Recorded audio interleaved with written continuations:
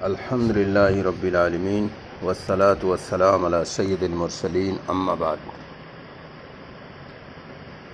آج پوری دنیا میں مسلمانوں کا یہ ذہن بن گیا ہے، بہت کم لوگوں کو چھوڑ کر، کہ اگر کوئی نبی کی توہین کرے تو فوراً اول پڑتے ہیں اور اس کے قتل کے فتوے دینے لگتے ہیں۔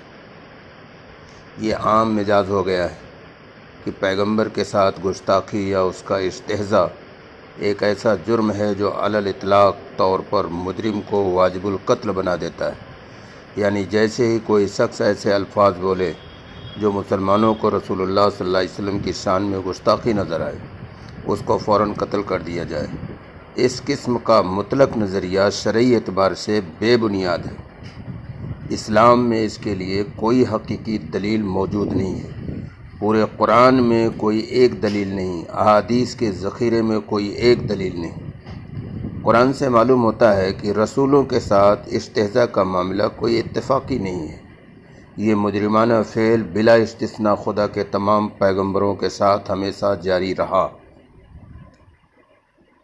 قرآن میں تقریباً 50 مقامات پر بتایا گیا ہے کہ پیغمبروں کے معاصرین نے پیغمبروں کا استہزاء اور تمسخر کیا، انہوں نے ان کی شان میں گستاخیاں کیں، مگر ایک جگہ بھی یہ حکم نہیں دیا گیا کہ جہاں بھی کوئی شخص پیغمبر کا مذاق اڑائے فوراً اس کو قتل کر دو۔ ایسے کسی شخص کو ہرگز زندہ نہ چھوڑو، یہ تو کہیں نہیں۔ قرآن میں استہزاء کے جرم کا ذکر تو بار بار آیا ہے، مگر اس کے مجرم کے لیے سزائے قتل کا اعلان سارے قرآن میں کہیں بھی موجود نہیں۔ قرآن میں مستہزئین رسالت کے سلسلے میں صرف 2 قسم کے رد عمل کا ذکر پایا جاتا ہے، یا تو دلائل کے ساتھ ان کی کہی ہوئی بات کو رد کیا ہے، یا انہیں خدا کی پکڑ سے اور اس کے عذاب سے ڈرایا گیا ہے۔ یہ استہزاء کرنے والے غیر مسلمین بھی ہوتے تھے اور منافق قسم کے مسلمان بھی ہوتے تھے۔ سورہ یاسین میں اور سورہ بقرہ میں اور سورہ توبہ میں اس کی دلیل موجود ہے۔ سورہ یاسین میں آیت نمبر 30 ہے، سورہ بقرہ میں آیت نمبر 14 ہے، سورہ توبہ میں آیت نمبر 65 ہے۔ پیغمبر اسلام صلی اللہ علیہ وسلم کے ساتھ دونوں قسم کے لوگوں کی طرف سے یہ معاملہ اپنی بدترین صورت میں پیش آیا، مگر اس توہین کی بنا پر قرآن میں نہ غیر مسلموں کے لیے قتل کا قانونی سزا کا حکم دیا گیا اور نہ منافق مسلمانوں کے لیے۔ حقیقت یہ ہے کہ اگر رسول اکرم صلی اللہ علیہ وسلم کی اہانت اور آپ کے ساتھ گستاخی کو اس طرح مطلق انداز میں واجب القتل جرم قرار دے دیا جاتا تو یہ مجرم سے زیادہ خود اسلام کے لیے ناقابل تلافی نقصان کا باعث ہو جاتا، کیونکہ اسلام کے وہ مقدس سپاہی جن کو صحابہ کرام کہا جاتا ہے، ان کی بڑی تعداد شروع میں اسی جرم میں مبتلا تھی جس کو رسول کی شان میں گستاخی کہا جاتا ہے۔ اگر اس جرم کا ارتکاب کرتے ہی فوراً انہیں قتل کر دیا جاتا تو یہ سادہ معنوں میں صرف مجرم کا قتل نہ ہوتا بلکہ تاریخ ساز انسانوں کا قتل ہوتا۔ اس کے بعد اسلام کی وہ تاریخ ہی نہ بنتی جو بات کو بنی، اور جو موجودہ مسلمانوں کا سب سے زیادہ پرفخر سرمایہ ہے۔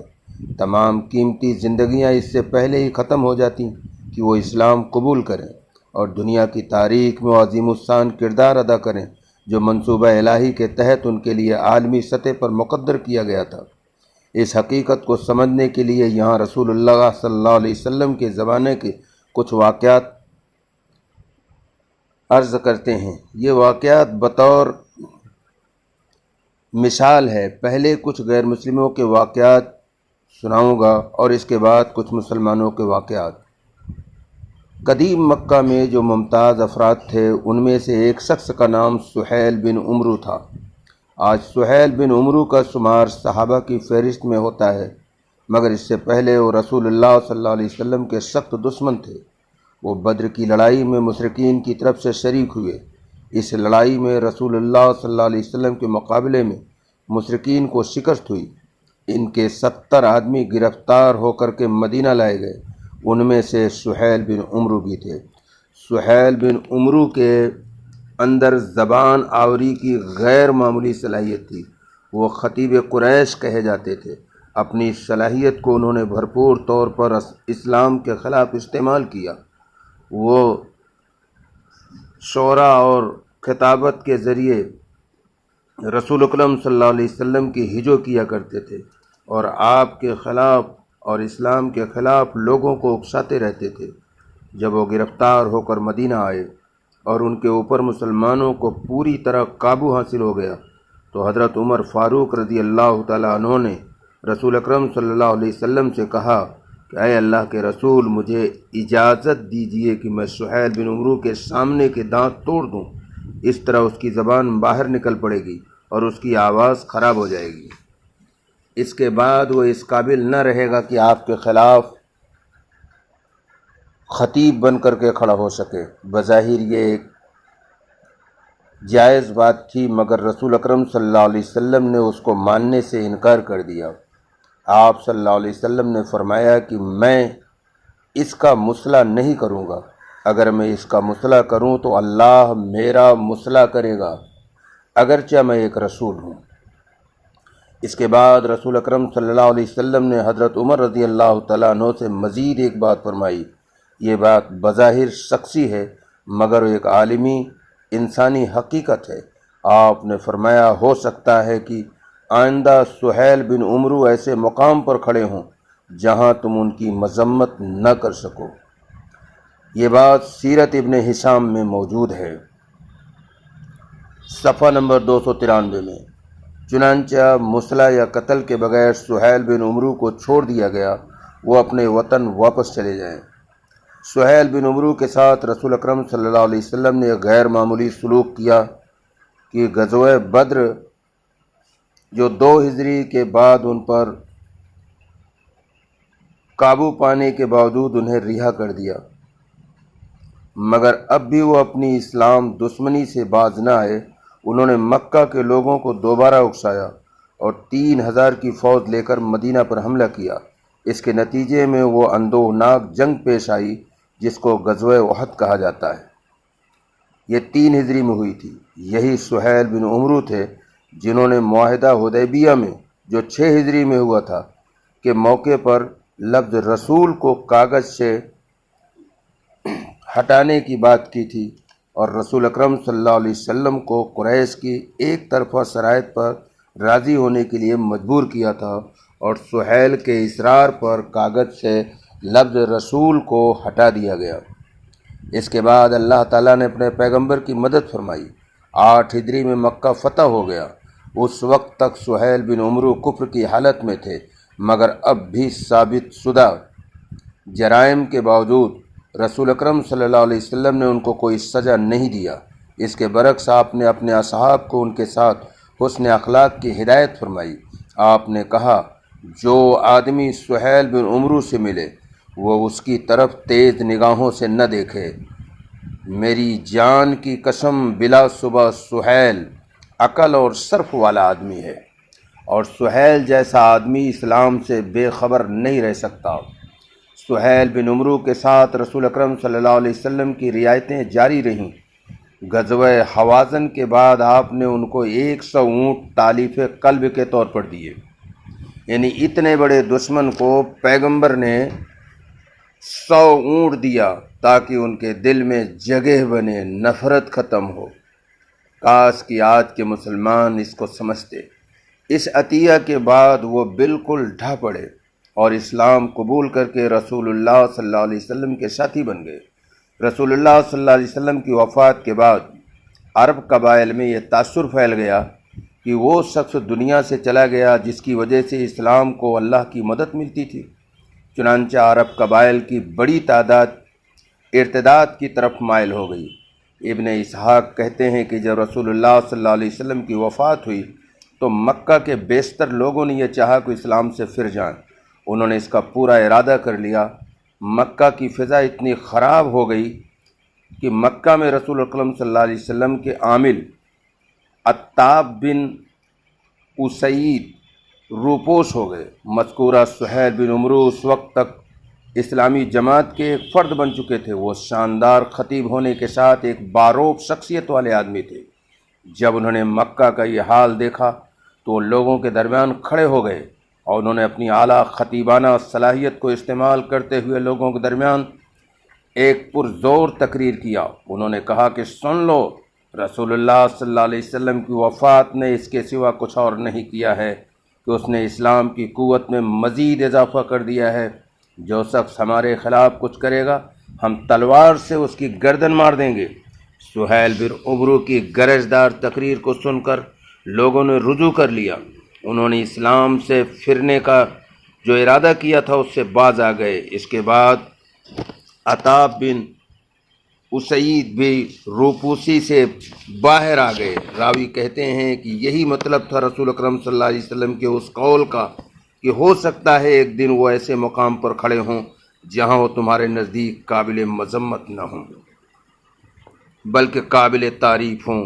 رسول اکرم صلی اللہ علیہ وسلم کی یہ سنت بتاتی ہے کہ آپ کی نظر حال پر نہیں رکتی تھی۔ آپ آدمی کے حال سے گزر کر اس کے مستقبل کے امکانات کو دیکھتے تھے۔ ایک انسان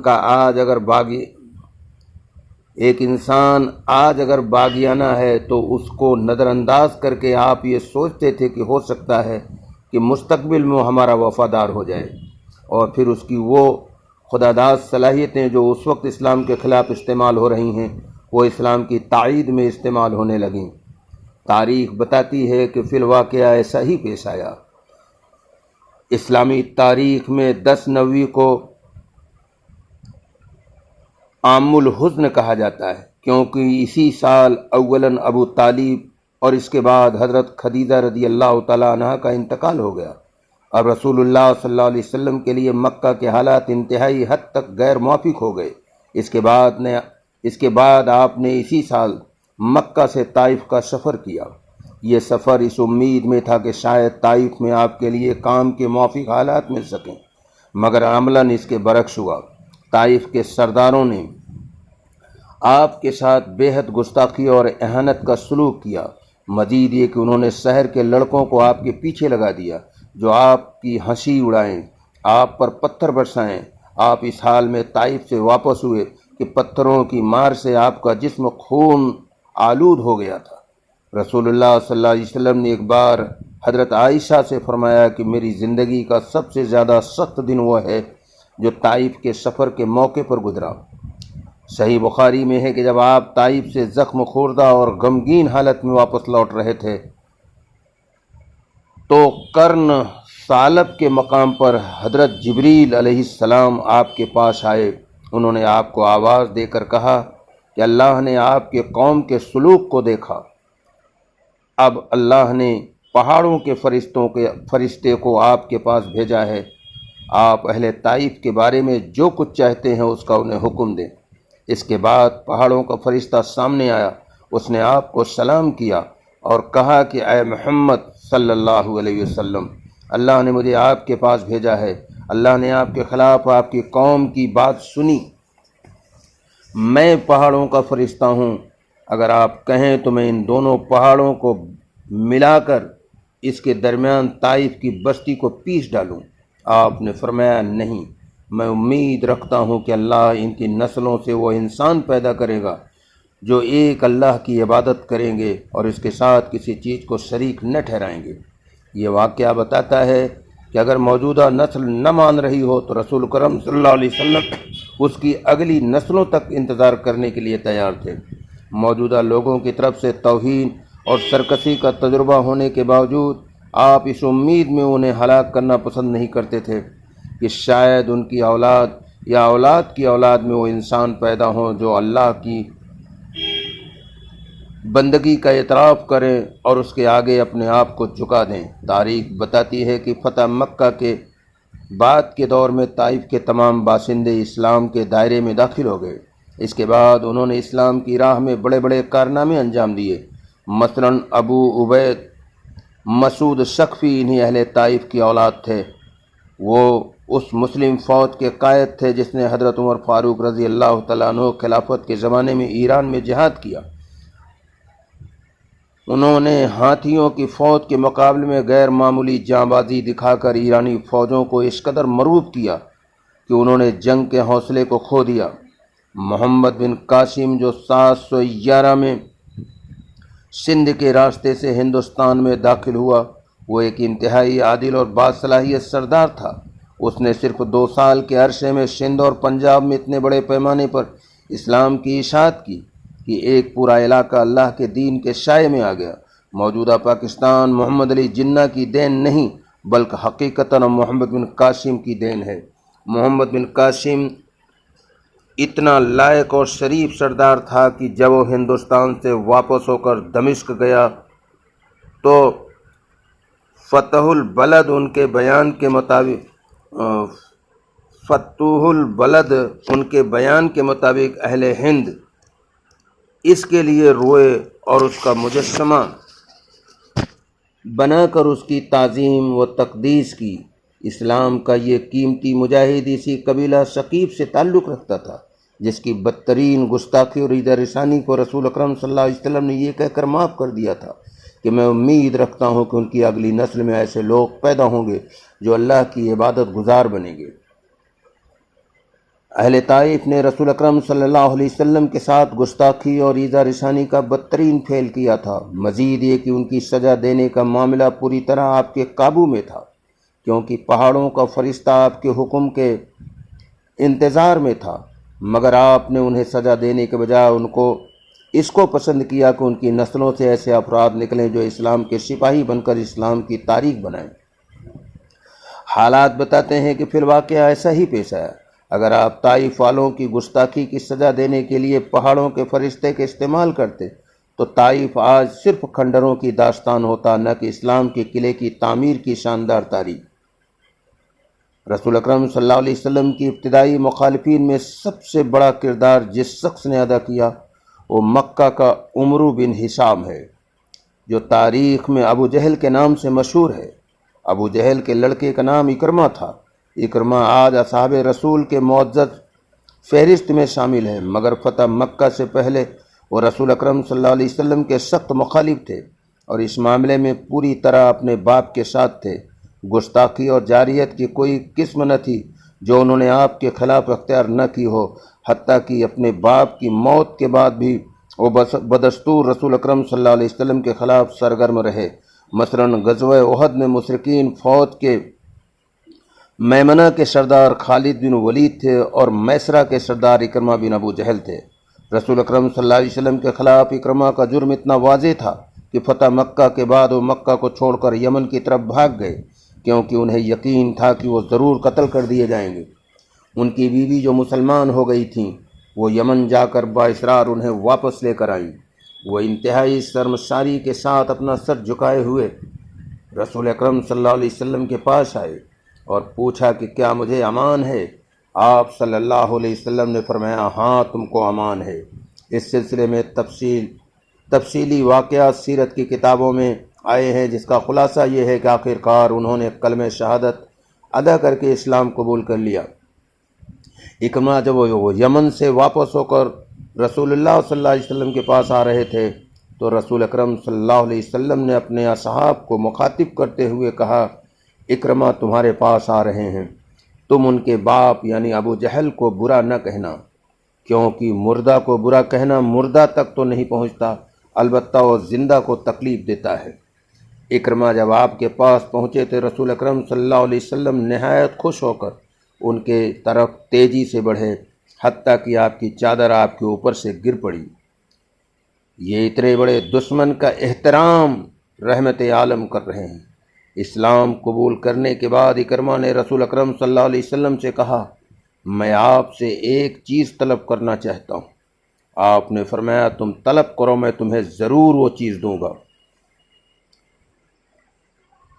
اکرمہ نے کہا، میری آپ سے یہ درخواست ہے کہ ہر دشمنی جو میں نے آپ کے ساتھ کی ہے، یا ہر رکاوٹ جو میں نے آپ کے راستے میں ڈالی ہے، ہر لڑائی جو میں نے آپ کے خلاف لڑی ہے، ہر وہ بد کلامی جو میں نے آپ کے منہ پر کی ہے یا آپ کے پس پشت کی ہے، ان سب کو آپ معاف کر دیں اور ان کے بارے میں اللہ سے میرے لیے استغفار فرمائیں۔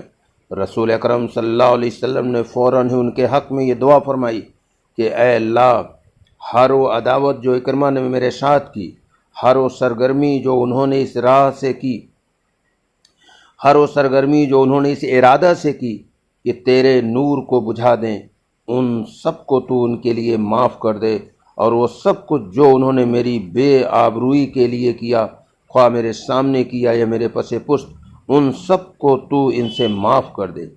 اس کے بعد اکرمہ نے کہا، اے رسول اللہ صلی اللہ علیہ وسلم، اللہ کی قسم، ہر وہ خرچ جو میں اللہ کی راہ میں رکاوٹ ڈالنے کے لیے کرتا تھا، اب میں اس کا دگنا اللہ کے راستے میں خرچ کروں گا، اور اللہ کی راہ میں رکاوٹ ڈالنے کے لیے جو جنگیں میں نے کی، اب اللہ کے راستے میں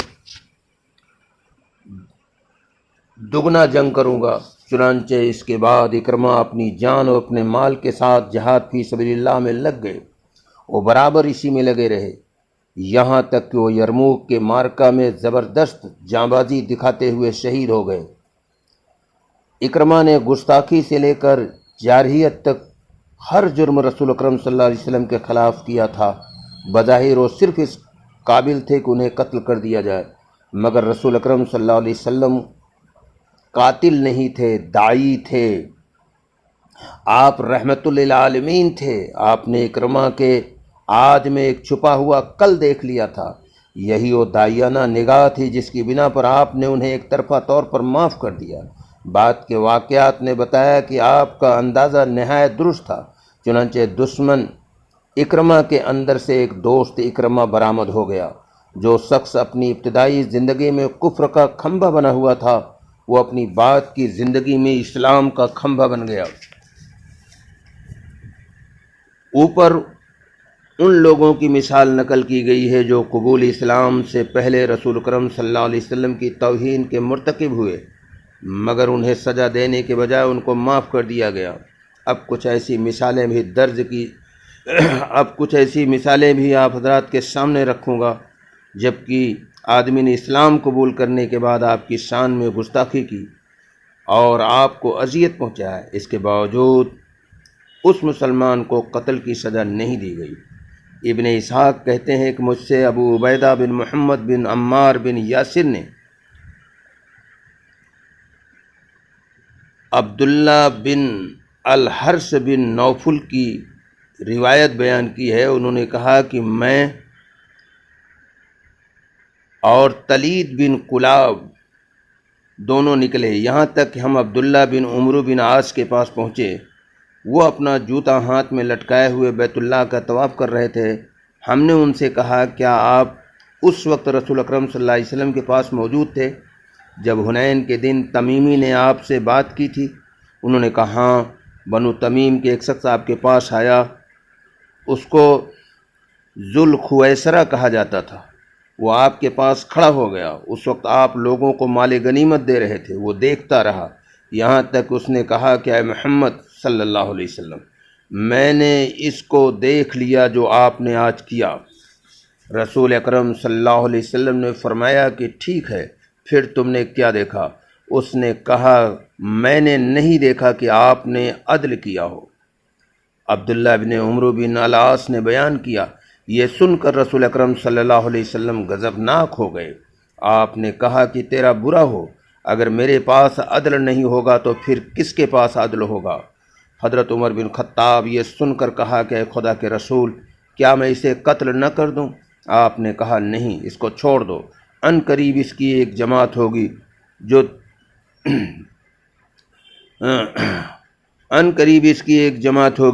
یہاں تک وہ لوگ دین سے اس طرح نکل جائیں گے جیسے کہ تیر شکار سے۔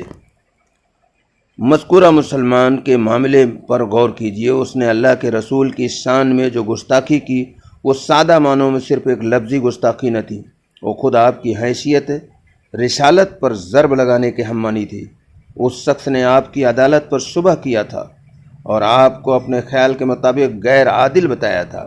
یہ بات انتہائی حد تک سنگین ہے، کیونکہ رسول اکرم صلی اللہ علیہ وسلم کی حیثیت قرآن کے راوی کی ہے۔